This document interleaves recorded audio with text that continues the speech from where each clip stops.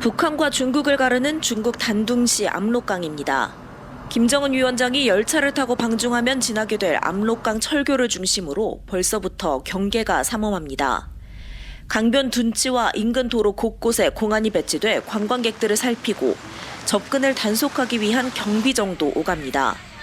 철교와 나란히 있는 유명 관광지 단교는 갑작스레 관광객들이 오르는 게 금지됐고 단둥과 베이징을 잇는 열차편도 일부 운행 중단됐습니다. 김 위원장이 특별열차를 타고 방중할 경우 평양에서 베이징까지는 통상 20시간 이상 걸립니다. 따라서 모레 열리는 열병식에 참석하기 위해 오늘 평양을 출발해 밤늦게 단둥을 통과할 가능성에 무게가 실립니다. 김 위원장이 중국에 도착하면 북중러 연대 결속이 더 가시화될 전망입니다. 열병식에 앞서 중국과 러시아 주도의 협의체 상하이 협력기구 정상회의가 어제 개막한 가운데 푸틴 대통령이 직접 참석해 중러 연대를 과시했습니다. 시진핑 주석과 푸틴 대통령은 회의 환영 만찬에 앞서 짧게 비공식 대화를 가진 것으로 전해졌습니다. 시 주석은 회의 환영 만찬 연설을 통해 글로벌 사우스의 힘을 결집해 인류 문명 발전에 더 큰 기여를 하겠다며 회원국들의 단결을 강조하고 각국 정상들과 잇따라 양자회담을 했습니다. 안방에서 본격적인 반미연대 새 집결에 시동을 건 것으로 보입니다. 지금까지 단둥에서 KBS 뉴스 김민정입니다. 6년 만에 다시 중국을 찾는 김정은 위원장. 전승절 열병식에서 시진핑 중국 주석을 사이에 두고 푸틴 러시아 대통령과 양쪽에 나란히 설 것으로 알려졌습니다. 탈냉전 이후 북중러 정상이 처음으로 한자리에 서는 겁니다. 이번 김 위원장 방중에 대해 조현 외교부 장관은 중국과의 관계 복원 시도라고 분석했습니다. 우크라이나 전쟁 기간 북한은 특히 군사적 측면에서 러시아와 밀착해왔습니다.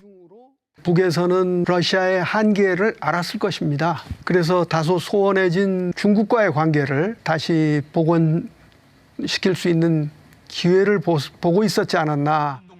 러시아 지원만으로 시급한 경제 문제 해결은 어려워 결국 중국에 기댈 수밖에 없다는 게 전문가들의 대체적 시각입니다. 조 장관은 다만 김 위원장의 방중으로 북중러 협력이 강화될 우려가 있다며 대책을 만들겠다고 말했습니다. 전승절 행사에 참석하는 우원식 국회의장과 김 위원장이 만날 가능성에 대비는 하고 있지만 희망적이지는 않다고 밝혔습니다. 경주 에이펙에 김 위원장이 올 가능성도 현재로서는 매우 낮다고 봤습니다. 위성락 국가안보실장도 에이펙에 김 위원장을 공식 초청하기는 힘들 것 같다면서 북미 대화 가능성도 미국과 북한의 움직임을 봐야 한다고 말했습니다. 북한이 결국은 응하느냐 안 하느냐 관건인데 네. 북한은 지금 가만히 있는데. 위 실장은 미국 일각에서 이 대통령을 친중 반미로 의심한다는 주장에 대해 이번 순방에서 그런 선입견은 해소된 것 같다고 말했습니다. KBS 뉴스 송금환입니다. 북한 주민들이 보는 노동신문 1면입니다. 머릿기사로 김정은 위원장의 중국 전승절 방문 소식을 전했습니다. 북한의 TV와 라디오 방송도 일제히 보도했습니다. 경애하는 김정은 동지께서 중국 공산당 중앙위원회 총석이 중화인민공화국 주석 습근평 동지의 초청에 따라 김 위원장이 베이징까지 무엇을 타고 갈지도 관심입니다. 김 위원장은 4번의 중국 방문에서 특별 열차와 전용기를 각각 2번씩 이용했습니다. 최근 비행기를 이용한 사례가 드물고 전용기도 낡은 탓에 열차를 탈 거란 관측에 무게가 실립니다. 김 위원장의 특별 열차는 방탄 기능과 위성 전화 등 호화 시설을 갖추고 있습니다. 어버이 소령님 언제나 계시던 인민행 열차. 우리 소령님의 저택이었고 조국 본용을 안아오시는 집무실이었습니다. 항공편을 이용할 다른 정상과 달리 긴 시간 열차 이동 과정이 보도되면 국제사회의 시선을 끌 수 있습니다. 첫 다자 외교 무대 대비의 이벤트 효과를 극대화할 수 있다는 분석입니다.